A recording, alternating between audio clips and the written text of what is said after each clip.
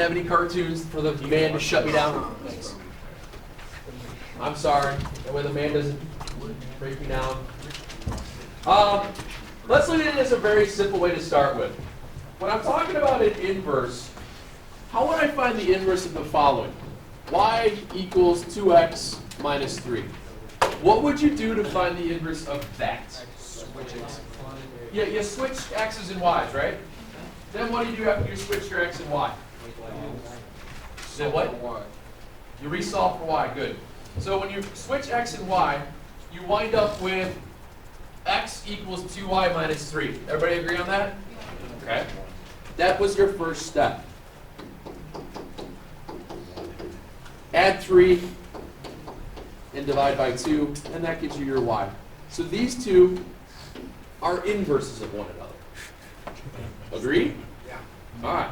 Now, what changes up a little bit differently today is that we're going to be inversing with logs. We're going to inverse stuff with logs. Well, the grand scheme of things here, it's the same process. It's going to be the same process. If I'm looking at the first one where it says y equals the log base 3 of x, and I'm going to find the inverse of that, the first thing I'm going to do is what? Switch x and y. So let's switch x and y.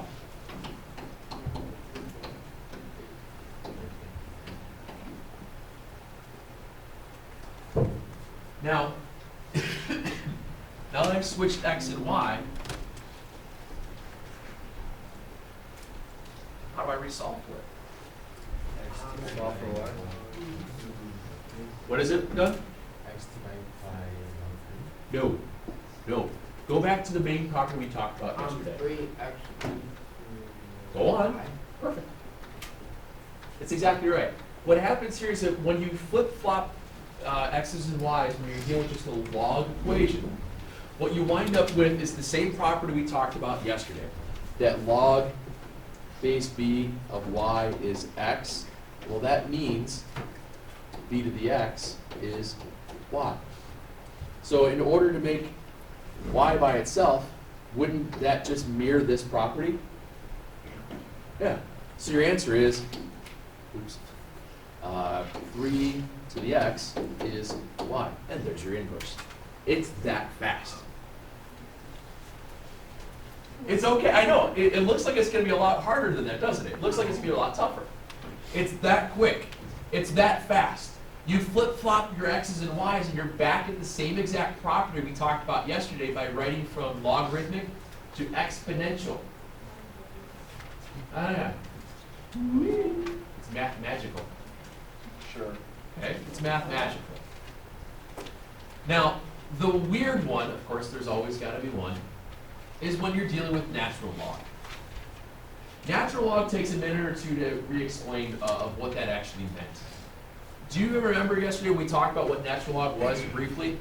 What was natural log? It was E. Yeah, it was within terms of E. So let's revisit, excuse me. Log base E of x is the natural log of x. That's what we talked about yesterday. That's where the natural log came from. No. Which ones? No, it is. And I'm trying to write this as straight as possible here. The E value is the base, and this is just some value. This is some value, okay? So when I'm looking at this problem here, when you have to go back and do your inverse, what's always going to be your first step?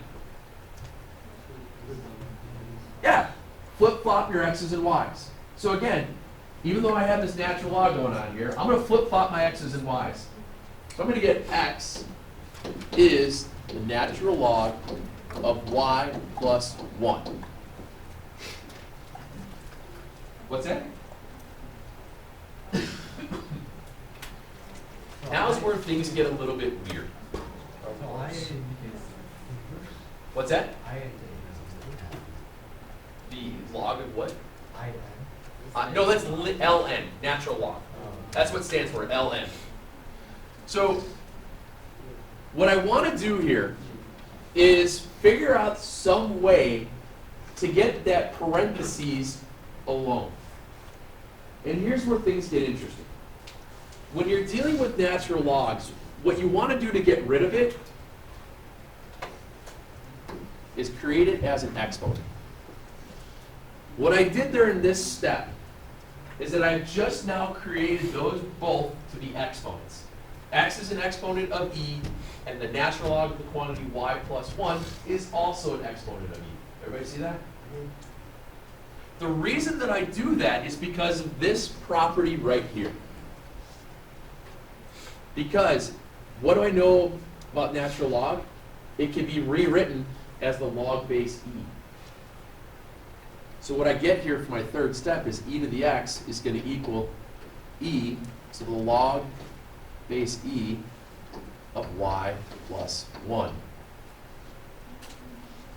And then what happens? They drop out. See how these two bases are the same now? Those two bases are the same. You get e to the x is y plus 1. What do you do to get y by itself now? That's it.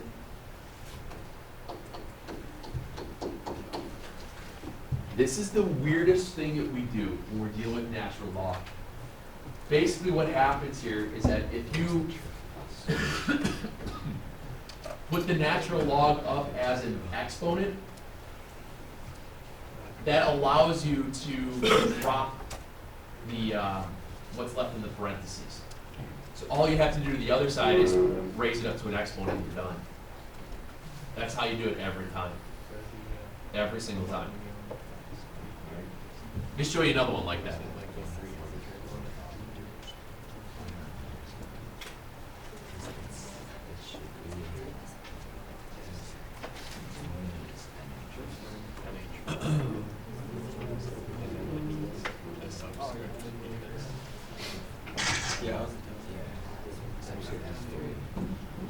What's the first step? Natural, or y equals natural log of 6x.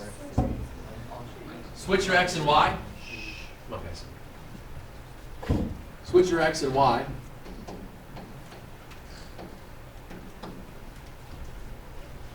Then what? Making an exponent by putting it e.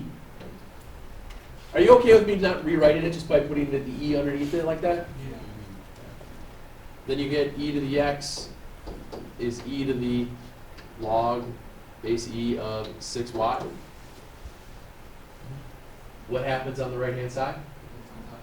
Cancels out. You get e to the x 6y. And lastly,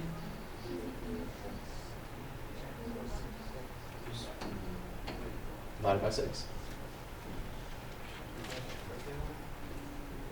It is. We have the whole part here is 6 times y. So when you exponentiate it, if you will, that log base e and the e as the bases, they drop out. And that's why you're just left with the 6y. Done.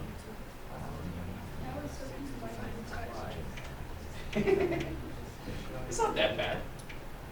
I thought you guys wouldn't like. I didn't think you guys. So that's all I do. Yeah. They look a lot more scarier than they actually are. I know, and that's kind of what I was figuring that you guys were gonna kind of go, wait, whoa, whoa, whoa. But remember, every time you just basically have to do that step, and once you do that step, could you skip this one? Yeah. In theory, you could probably skip that step because that's how you're getting rid of it. You're undoing an exponent. What we're learning here today, what we're working on is how are we solving these types of equations that have variables as exponents? Well, we're just learning how to drop the exponent to regular world life space. Yes, sir. Did you go back to like the base equation? What do you mean? This one here? No, the page. Oh, Yeah, right the log base e? Okay. Yeah. This is the real important thing about the natural log. Remember that log base e is natural log.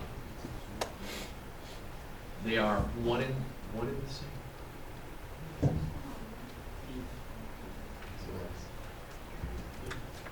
Yeah. Save your shirt, it's too late for the pants, right? Inverses, yay?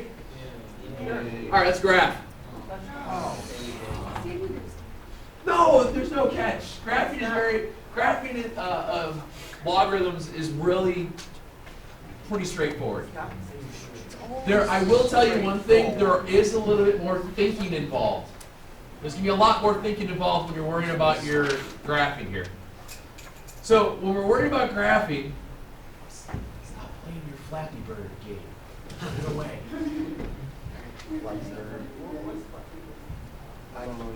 Thank you. Anyway, one thing I want you to notice again here is when we're talking about graphing, notice that there's H's and K's again, right?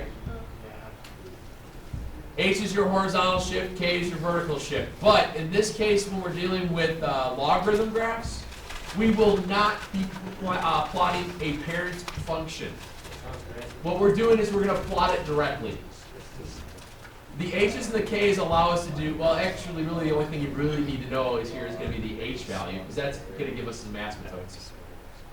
So let's take a look at the properties here. The graph of every single log equation, when we're dealing with this, y equals the log base b of x minus h plus k. Every single one of these is going to have the same properties. One thing I want you to notice right off the bat, what do you see around the x minus h? Parentheses. So basically, anytime that you have parentheses, that's telling you where your h value is. If you look at I didn't really blow this one up yet because I'm going to walk you through how to graph this one as our example. If I look at my example here, is there an h value? No. Well, what would the h value be? It would be 0. Yeah, like, Is that the x minus h plus k, is that an exponent? no, it's straight through. There's no exponent here. The only thing is the subscript of the b, the base part. The excuse me. The x minus h and k are all on the same line. There's not going to be any exponents built into here. Okay. If there are, I don't think there are. Okay.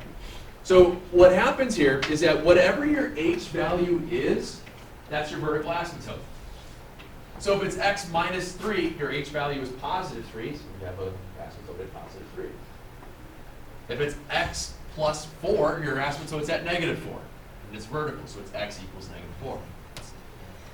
All of these graphs will be to the right of whatever your asymptote is. That's why it says x will always be greater than the h value. And then the last part tells you the direction of the graph. It can only go one of two ways. If the value of your base, the b value, is greater than 1, it's moving up and right on a curve.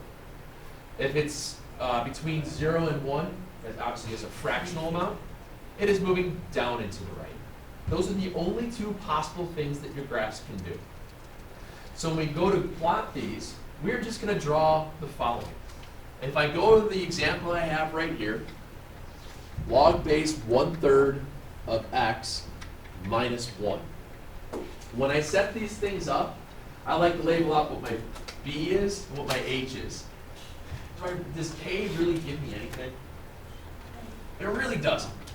So what I want to do here is just start by labeling my base is 1/3, my h is 0. Everybody okay with that? I'm not using graph paper. I'm doing a rough sketch here. Where's my asymptote? Good. Is it vertical or horizontal? So is that x equals 0 or y equals 0? So my vertical asymptote is at x equals 0. My domain. Where's my domain?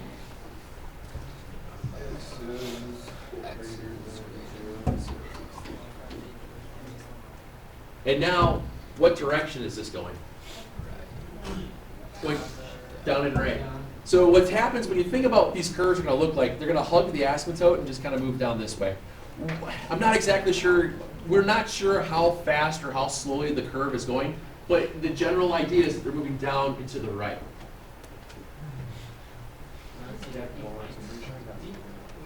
Well, what happens here is if you're look at your y equals though, you don't have you have log of 1/3 times x. It's not the base. You're not messing with the bases here, and we're not using calculators to do this.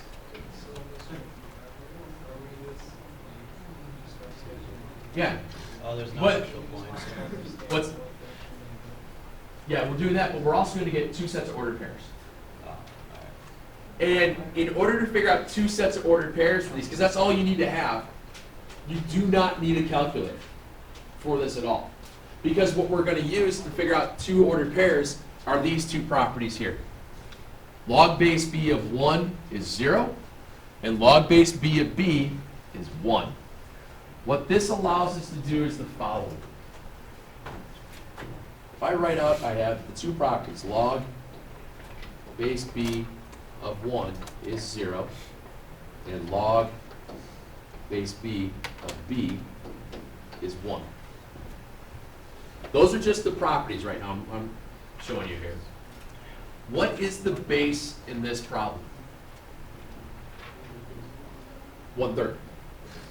I always like to start with this one first, and there's a reason for it, and I'll show you, you'll see it right away. If I say that I have log base of 1/3, bless you.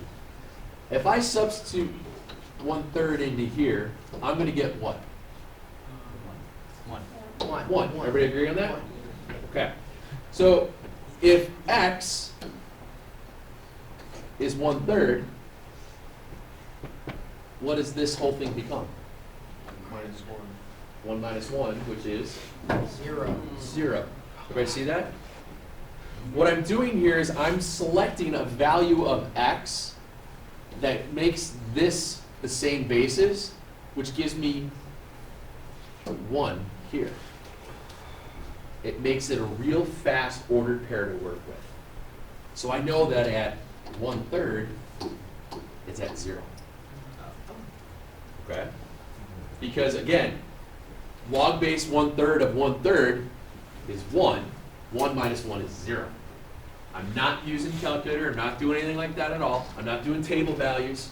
I don't even know how to put in that type of a base into my calculator. But I do know that the property of having the two bases the same is going to equal 1. That's the easiest ordered pair to get. Yes, sir? So you'll always want to make your second point 0. Like, It might not necessarily equal 0 here. It could have been, if this was minus 4, this could have been at negative, it could have been at 1/3, it would have been at 1/3, and what would that have been? Negative 3. See what I'm saying? oh. It just so happened that this part here created this to become 0. That's all. What you have priority over here is to work with this property. This value is usually, your x value is going to be whatever the base is, because that will drop into 1. Okay? Well, I'm going to do about 2 more of these things, and you'll see real quick how fast this becomes. Now, excuse me, if I use the other property tells me that the log base b of 1 is 0. So in this case, if I say the log of 1/3 of 1, what does that become? 0. So that means if x is 1, this becomes 0 minus 1, which is, and there's your ordered pairs. That's what you have to do. That's what generates your 2 ordered pairs for your curve. I don't care about the rest of them. Those are very easily created by hand. The tricky part with working on these types of ordered pairs is to start thinking about the properties of, okay, how am I going to get this equal to 1? How am I going to make this work itself out? And it just takes a couple of minutes to get the mindset of doing that. Again, all I'm doing, yeah. Yeah, those are the 2 properties you're going to use. The values for whatever the base is and stuff, that'll change from each problem to problem, but those are the 2 properties you're going to want to use because it's really easy. Okay? There's no reason to try and do anything else because then you'll have to try to figure out what the logs are. That's just tough. Okay. Let me show you another example. And again, I'm not going to borrow with graph paper because we don't really need to worry about it. I have y equals the log base 5 of parentheses x plus 2.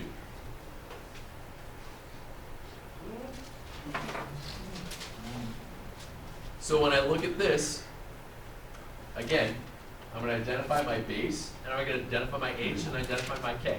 Well, do I have a k? No. Nope. Well, I mean, you do.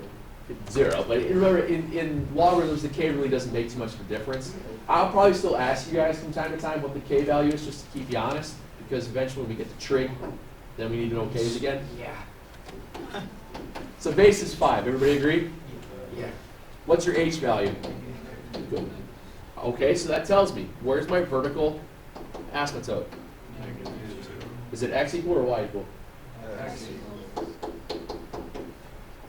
Domain? Greater than -2. Now, direction.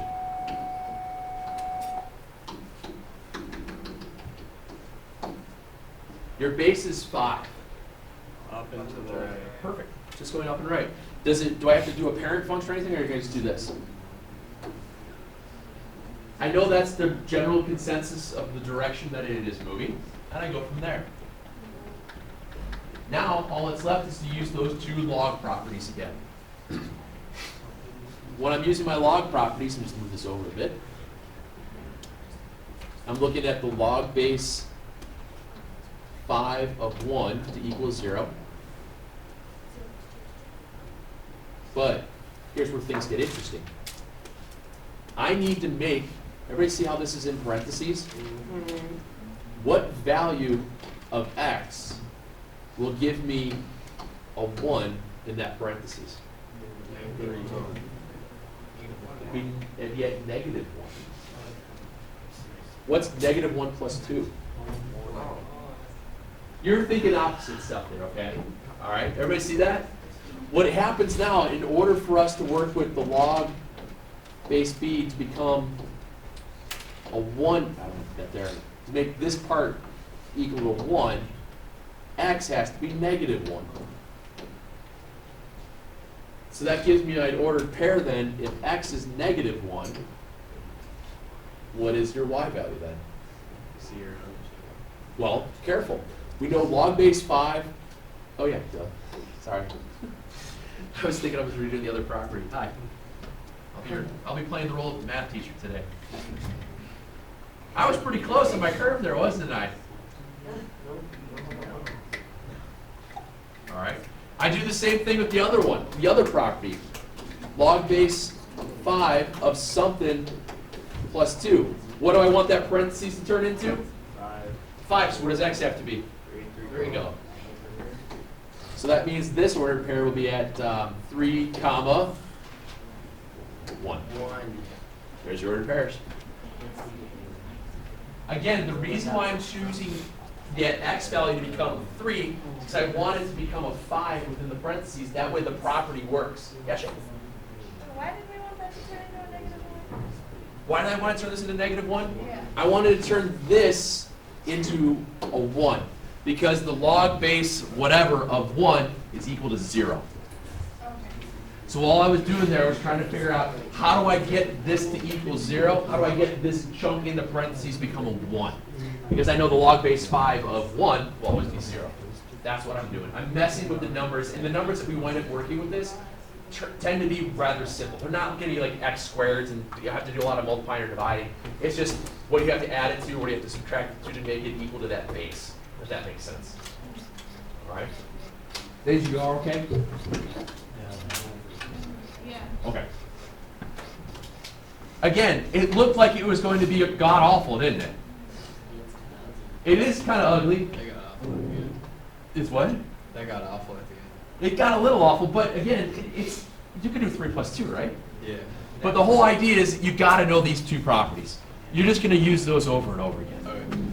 Don't worry about grabbing natural log. We're not going to do that. That is a big, giant pain. There's no reason to worry about it. Let's do one more. Okay. Sounds good. Excuse me. Ooh. I don't know. Didn't mean to do it like that. Let's try this one.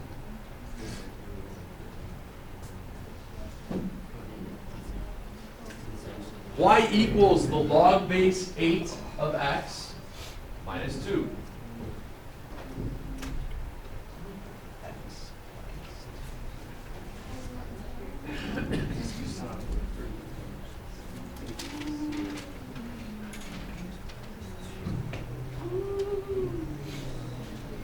Okay, what is my base? What is my H? 0. What is my K?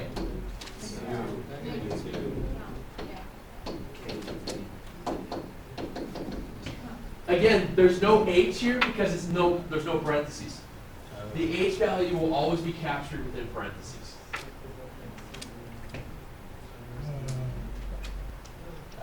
Just like he asked, if there's no parentheses, the number at the end is the K value. The H will always be captured by parentheses. It will always be like that for logarithms. Okay? So as I go through this, again, I start by figuring out where my asymptote is. Where's my vertical asymptote? 0. Vertical asymptote at x equals 0. Domain greater than 0. Now direction. Oh, just the opposite.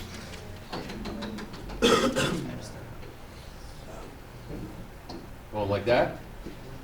And then lastly, use the two properties to come up with the ordered pairs. If I'm at log base 8 of something, I want that to wind up equaling, or I want to say log base 8 of 1. What does that equal? That's going to equal 0. What's 0 minus 2 then? Negative 2. So that means one ordered pair is at 1 and negative 2. Okay. And now the other one would be log base 8 of 8.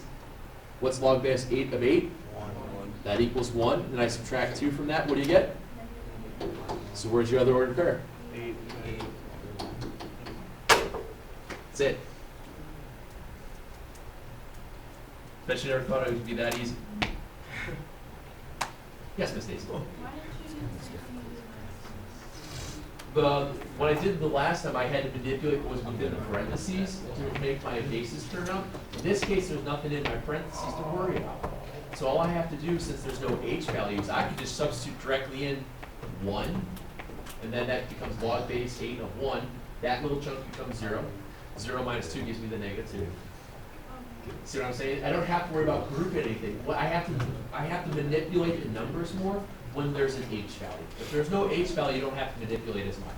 Yes, sir. H is K doesn't make an asymptote or No. anything? Nope. Nope.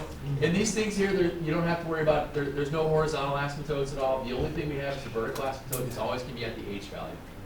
Okay? It's always, always, always at the H value. Okay?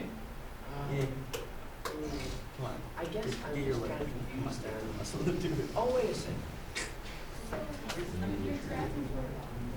Yeah, my graph is really off, but does it matter?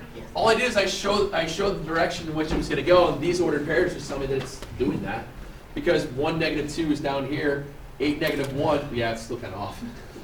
It might not be increasing as much as it shows. Okay? The order of the pairs, I just don't see. Like that chunk right there, Yeah, right? in the middle. Yeah, right. Again, all I'm using here, I'm using the properties of the log base b of 1 is always 0. Okay. And I'm using the property of log base b of b to be 1. In this case, my base was 8, Yeah. so log base 8 of 1 gives me 0. Yeah. So this is 0 minus 2, which is negative 2. Here I used log base 8 of 8 as my x value, which is 1. 1 minus 2 is negative 1. And that gives my other ordered pair. I'm just reusing those two properties to generate my ordered pairs. Okay. Is x minus 2, is Gotcha. that an exponent or a Nope, nope, it's all straight through. There's no exponents here at all. The only thing is you have a base of 8. That's it. Right. Want to do one more? Yeah. Yeah. One more.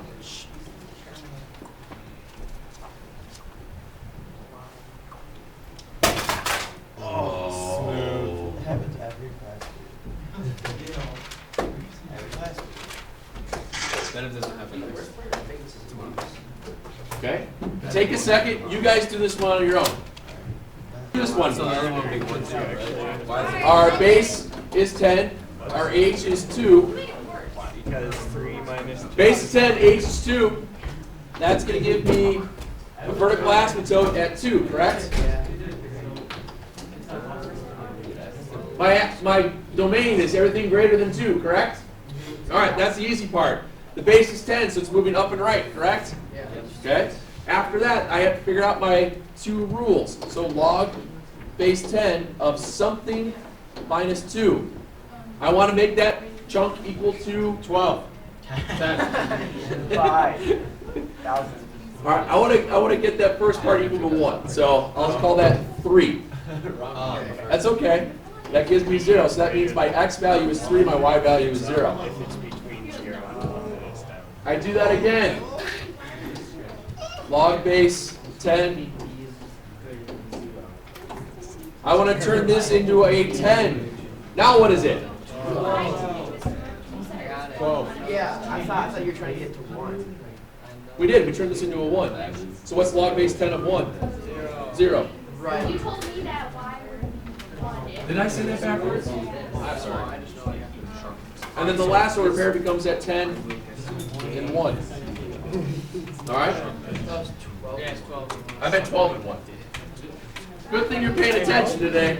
So all I know is if this is 8 and this is 8, then your x is going to be 8. Correct. We'll give you some problems here. Same section, so this is 8.4. What page this was? 491.